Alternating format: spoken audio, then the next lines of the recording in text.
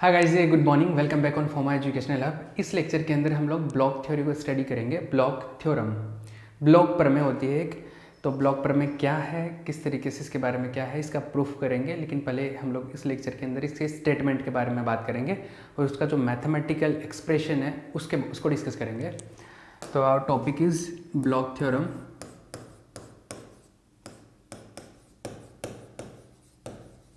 Block प्रमेय,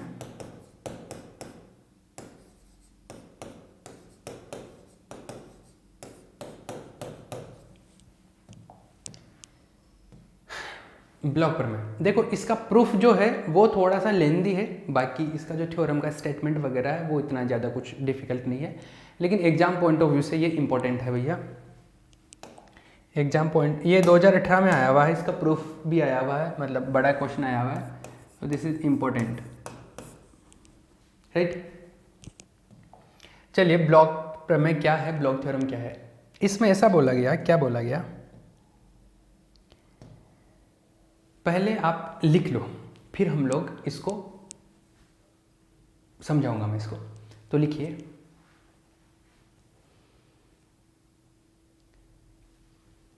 ठोस पदार्थों में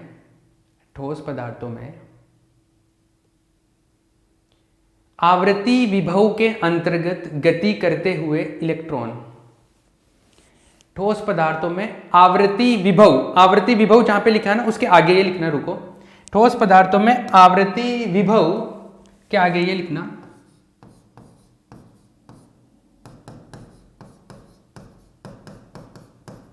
ऐसा लिख लेना। ठोस पदार्थों में आवृत्ति विभव, फिर उसके आगे ये लिख लेना और फिर लिखना ठोस पदार्थों में आवृत्ति विभव, फिर ये के अंतर्गत गति करते हुए इलेक्ट्रॉन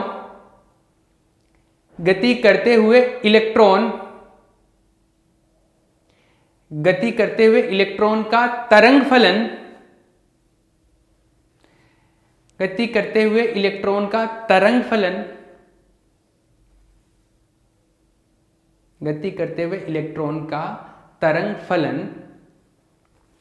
एक समतल तरंग के फलन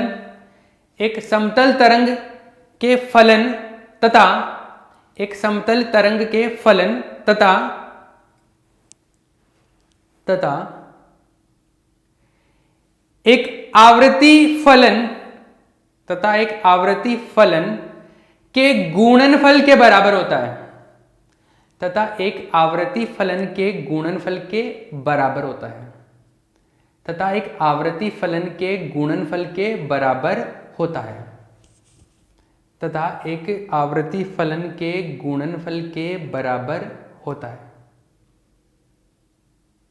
ठीक है, इंग्लिश में लिखिए इसको।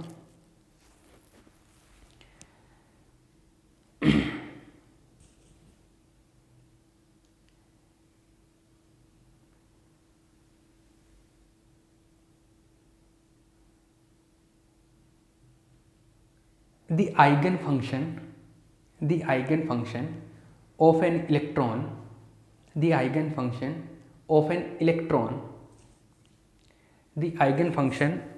electron,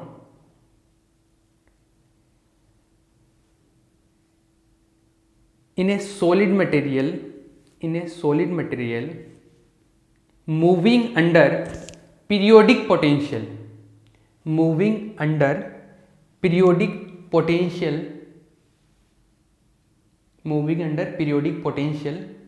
उसके आगे ये लिख लो, मूविंग अंडर पीरियोडिक पोटेंशियल के आगे ये लिख लो।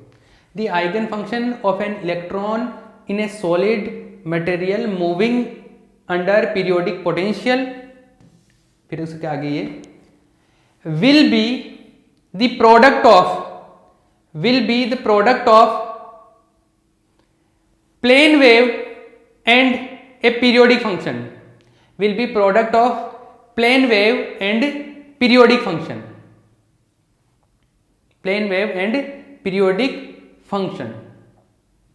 and a periodic function.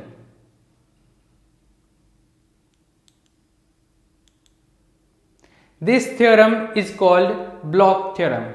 This theorem is called block theorem. This theorem is called block theorem. इस प्रमेय को ब्लॉक प्रमेय कहते हैं। इस प्रमेय को ब्लॉक प्रमेय कहते हैं।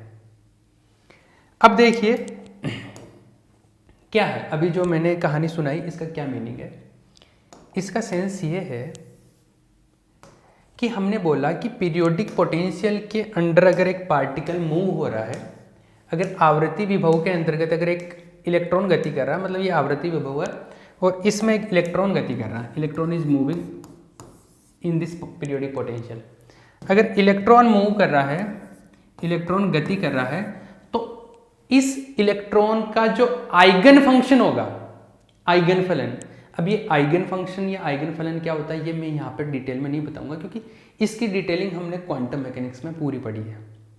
तो आइगन फंक्शन क्या है? आइगन फंक्शन एक फंक्शन है, एक फंक्शन एक फलन है जो कि इलेक्ट्रॉन के बारे में इंफॉर्मेशन देता है। इतना समझ लो आप। तो इस इलेक्ट्रॉन की एक इंफॉर्मेशन देने वाला फंक्शन होता है जिसको साई से रिप्रेजेंट करते हैं, और वो आइगन फंक्शन है अभी, है ना। तो जो आइगन फंक्शन होता है इस इलेक्ट्रॉन का, वो इलेक्ट्रॉन का जो आइगन फंक्शन होगा उसको इस तरीके से लिख सकते हैं। कैसे होना चाहिए वो आइगन फंक्शन ऐसे होना चाहिए कि एक तो ये आवृत्ति फलन, आवृत्ति फलन मतलब पीरियोडिक फंक्शन, जैसे कोई पीरियोडिक फंक्शन है, ये मान लो u, तो ये एक तो आवृत्ति फलन, जैसे मान लो पीरियोडिक फंक्शन है u, और एक दूसरा समतल तरंग फलन होता है, समतल वेव का तरंग फलन या समतल वेव का फलन, जिसको बोलते हैं एक प्लेन वेव का फंक्शन। प्लेन वेव को फंक्शन को लिखते हैं आयोटा k इंटू आर, ऐसे। ये क्या है, ये मैं इसको अलग अलग लिख देता हूं यहां पे। ये देखो आयोटा के आर जो है, ये तो क्या है, समतल तरंग जो होती है उसका फलन है, समतल तरंग का फलन, समतल तरंग फलन, प्लेन वेव फंक्शन है ये, प्लेन वेव फंक्शन। और ये जो u है इसको जैसे r के टर्म्स में लिख देता हूं u। ये जो u r है ये क्या है, u r जो है ये है क्या, u r है एक पीरियोडिक फंक्शन, इसको पीरियोडिक फंक्शन को बोलते हैं आवृत्ति फलन।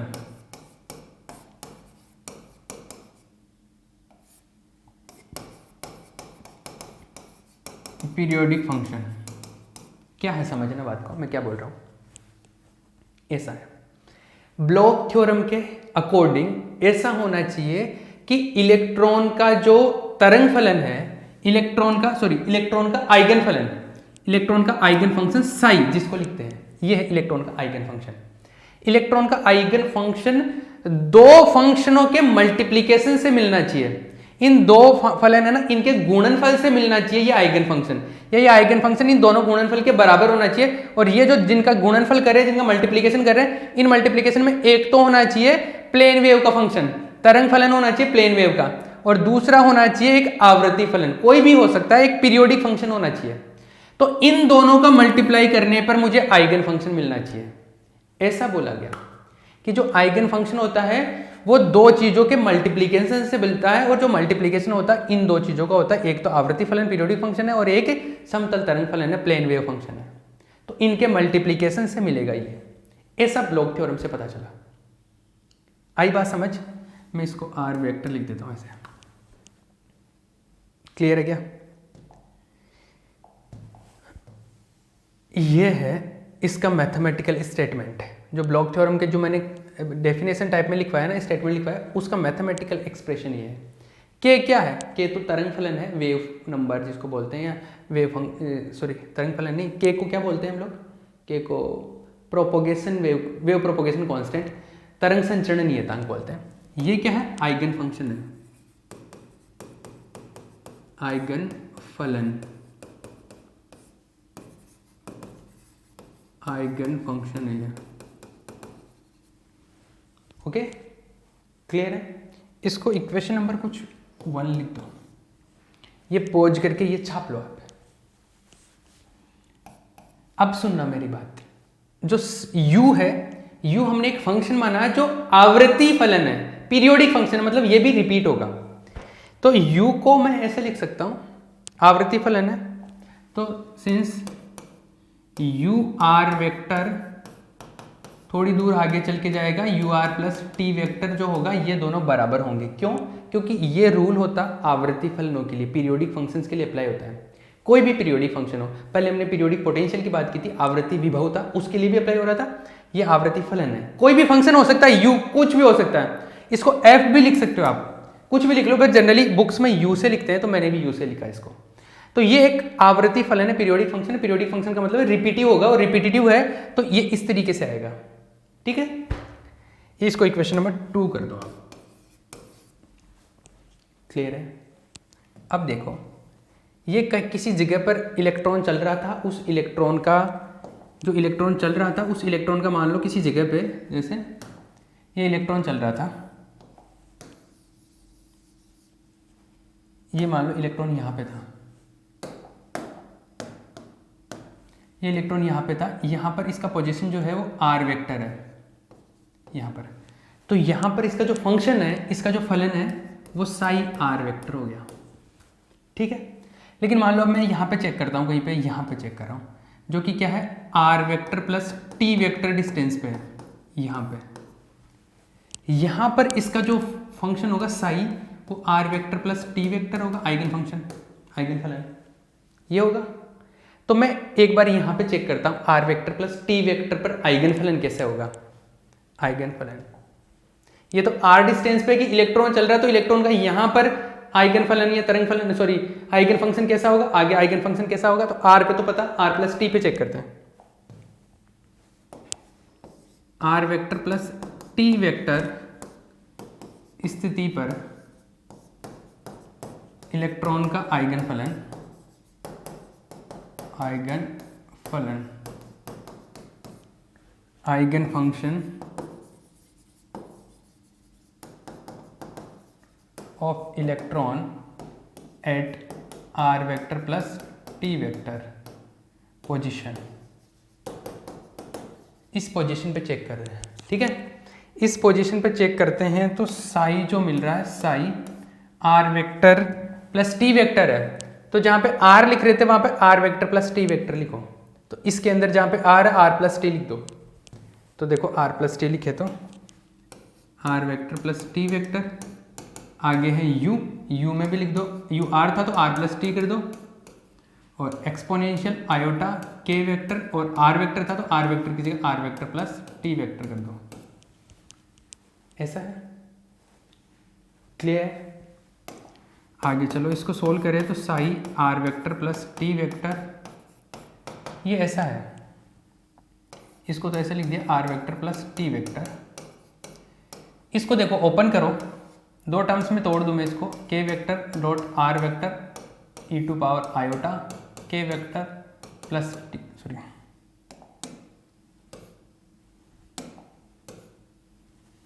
के वेक्टर डॉट टी वेक्टर, ऐसे कर सकता हूँ ना। अरे बेस सेम है तो वापस से पावर्स ऐड हो जाएंगे, ऐड होके यही मिलेगा दोनों का, ये आयोटा के तो कॉमन आ जाएगा, आर टी आ जाएगा। तो इन दोनों को ब्रेक करके मैंने ऐसे ऐसे सेपरेटेड करके लिख दिया इनको। ठीक है, अब देखिए सिंस बाय इक्वेशन 2 से क्या पता चलता है, इक्वेशन 2 से हमारे को पता है कि यू आर प्लस टी के बराबर होता है, मतलब यू आर प्लस टी को मैं यू आर भी लिख सकता हूँ। ठीक है, तो देखो बाय इक्वेशन 2 का यूज करेंगे तो देखो ये हो जाएगा यू आर वेक्टर, और ये आ जाएगा ई to power iota K vector dot R vector, और ये मिला E vector iota K vector dot T vector. अब देखिए आप लोग, ये जो है यहां तक का, ये क्या है, क्या है ये है, देखिए ये है मतलब साई आर है, तो ये साई आर के बराबर है, अतः psi R vector plus T vector जो आया, ये मिला अपने को psi R vector dot E to power iota K vector dot T vector, ये मिला। इसको थोड़ा सा पॉज करके कॉपी कर लेना आप पहले, जिसने कॉपी नहीं किया कॉपी कर लेना भैया पॉज करके, ठीक है। मैं आगे स्क्रॉल कर रहा हूँ, देखो ये मिला। इसको थोड़ा सा बेटर वे में लिखे तो इसको ऐसे लिख सकते हैं, Sai R vector plus T vector जो आया, इसको हम लोग इसको पहले लिख देते हैं थोड़ा, ई to power iota K vector dot T vector, और ये है साई आर।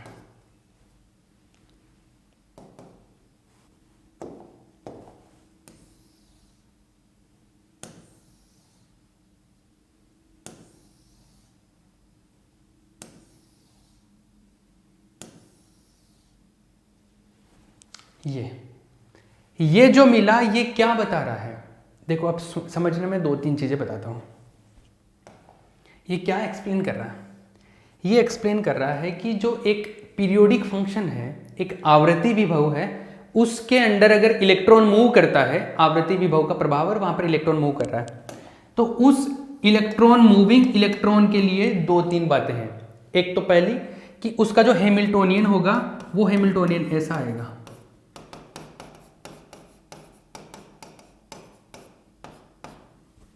लेकिन अगर इस इलेक्ट्रॉन का मैं आइगन फलन निकालूं, आइगन फंक्शन निकालूं, तो वो जो आइगन फंक्शन है वो ऐसा आएगा। आइगन फंक्शन इसके बराबर नहीं आता, आर वाला आर प्लस टी वाला बराबर नहीं आता आइगन फंक्शन। हैमिल्टोनियन तो बराबर आ जाता है, एनर्जी ऊर्जा संकारक जो है, ऊर्जा संकारक एनर्जी ऑपरेटर वो तो सेम आ रहा है, लेकिन जो आइगन फंक्शन है वो इक्वल नहीं आता। आइगन फंक्शन इस तरीके से आता है। आर पर अगर आइगन फंक्शन पता है तो आर प्लस टी पर कैलकुलेट कर सकते हो। तो आर पर अगर आइगन फंक्शन पता है, मतलब मान लो यहां पर इतनी दूरी पर आपको आइगन फंक्शन साई पता है, तो आप यहां पे कैलकुलेट कर सकते हो आर प्लस टी डिस्टेंस पे, ठीक है। आर प्लस टी डिस्टेंस पे आप कैलकुलेट कर सकते हो, और वो इस फॉर्मूले से कर पाओगे आप। साई आर पे पता है तो साई आर प्लस टी पे कैलकुलेट कर सकते हो, ई टू पावर आयोटा के टी इससे मल्टीप्लाई करके। इसको बोलते हैं फेज फैक्टर, कला गुणक बोलते हैं इस टर्म को। ये जो है ना ये वाला, इसको बोलते हैं कला गुणक। तो कला गुणक से फेज फैक्टर से मल्टीप्लाई करके आप किसी भी पोजीशन पर आप क्या कर सकते हो, आइगन फलन कैलकुलेट कर सकते हो। तो जो ब्लॉक थ्योरम है ना, ब्लॉक थ्योरम का जो एक्चुअल स्टेटमेंट है वो तो ये है मैथमेटिकल स्टेटमेंट, ये ऐसा कि ब्लॉक थ्योरम का जो स्टेटमेंट है उसके हिसाब से ये ऐसा होता है कि आइगन फलन को हम लोग दो फलनों के, दो फंक्शंस को के मल्टीप्लीकेशन से लिख सकते हैं, और दो फंक्शंस के मल्टीप्लीकेशन से इस तरीके से लिखते हैं। तो आइगन फंक्शन का जो मैथमेटिकल एक्सप्रेशन है, एक तो ये है, सॉरी ब्लॉक थ्योरम का मैथमेटिकल एक्सप्रेशन ये है। एक दूसरा इसको इस तरीके से इसको भी बोल सकते हैं, ये भी ब्लॉक थ्योरम की वजह से ही आया है। तो ये भी ब्लॉक, अगर ये बोला गया तो ये भी ब्लॉक थ्योरम को ही बता रहा है। अगर कहीं पे मैं अगर ये प्रूव कर दूं ना अगर मैं, तो भी इसका मतलब है कि ब्लॉक थ्योरम प्रूव होगी। तो इसको भी ब्लॉक थ्योरम का स्टेटमेंट भी बोला जाता है। ये भी स्टेटमेंट ही है, वो भी स्टेटमेंट ही, अलग अलग फॉर्म में ही है। आई बात समझ। अब इसका प्रूव करेंगे, प्रूफ जो है नेक्स्ट लेक्चर के अंदर करेंगे, लेकिन पहले इसके बारे में थोड़ा सा कुछ लिख देते हैं, ठीक है। ये जो है ये ब्लॉक थ्योरम का ही रूप है, ब्लॉक प्रमेय का गणितीय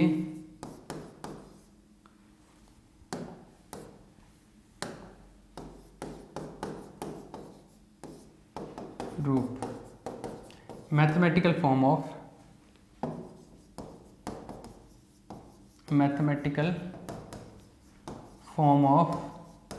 ब्लॉक प्रमेय, ब्लॉक थ्योरम। दो फॉर्म हो गए, एक तो वो हो गया, एक ये, दोनों ध्यान रखते ना, ठीक है। और ये जो है ई टू पावर आयोटा के टी, ये क्या है, एक फेज फैक्टर है, कला गुणक बोलते हैं इसको। ई टू पावर आयोटा के टी क्या है, कला गुणक है, फेज फैक्टर कला गुणक है, ये फेज फैक्टर है, ये क्या है, फेज फैक्टर है।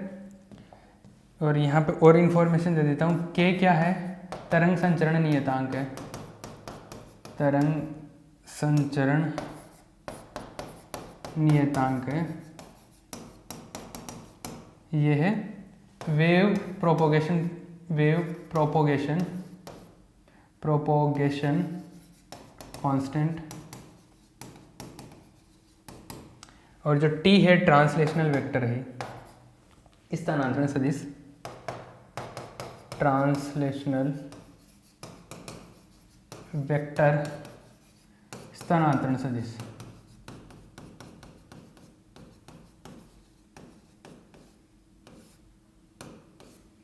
ये स्थानांतरण सदिश ये है भैया, ये ब्लॉक थ्योरम का स्टेटमेंट हो गया। अब हमको क्या करना है, इसका प्रूफ करना है। तो प्रूफ जो है वो थोड़ा बड़ा है, लेंथी है, वो नेक्स्ट लेक्चर से स्टार्ट करेंगे, इसमें तो वैसे भी कंप्लीट नहीं होगा। तो नेक्स्ट लेक्चर के अंदर आप ब्लॉक थ्योरम का हम लोग प्रूफ करेंगे। मतलब एक तरीके से ये मान लो, या जो ऊपर वाला है जो पहले सेट में लिखा वो प्रूव कर दो, या ये प्रूव कर दो, एक ही बात है। तो हम लोग ब्लॉक थ्योरम का जो प्रूफ है वो करेंगे नेक्स्ट लेक्चर के अंदर। कंप्लीट हो गया। ये है भैया, एक बार मैं थोड़ा सा रिपीट कर देता हूँ क्या है ब्लॉक थ्योरम। ब्लॉक थ्योरम के हिसाब से ये बोला गया कि अगर इलेक्ट्रॉन आवर्ती विभव के अंतर्गत गति कर रहा है, पीरियोडिक पोटेंशियल के अंदर अगर इलेक्ट्रॉन मूव करता है, तो उसका जो आइगन फंक्शन है उसको ऐसे लिख सकते हैं, दो फंक्शंस के मल्टीप्लीकेशन से। एक फंक्शन तो उनमें तरंग समतल तरंग फलन होगा, प्लेन वेव का फंक्शन होगा, और दूसरा कोई भी आवर्ती विभव हो सकता है, कोई भी पीरियोडिक फंक्शन हो सकता है, ये ऐसे लिख सकते हैं। और ये इस तरीके से इसका मैथमेटिकल एक्सप्रेशन हो गया। इसको जब सॉल्व करते हैं तो इसी का जो दूसरा जो फॉर्म निकल के आया, इसी का फॉर्म से ये मिल के आया, ये भी मिला अपने को। तो अगर ये बोल लो या वो बोल लो, एक ही बात है। इसको प्रूव कर दोगे तो भी ब्लॉक थ्योरम प्रूव हो जाएगी, उसको कर दोगे तो भी प्रूव हो जाएगी। तो किसी को भी प्रूव कर लो, एक ही बात है वो तो, ठीक है। ये नेक्स्ट लेक्चर के अंदर हम लोग इसका प्रूफ करेंगे। क्लियर है? क्लियर है ना? पॉज करके इसको कॉपी कर लेना जिसने नहीं किया है, ठीक है। ओके।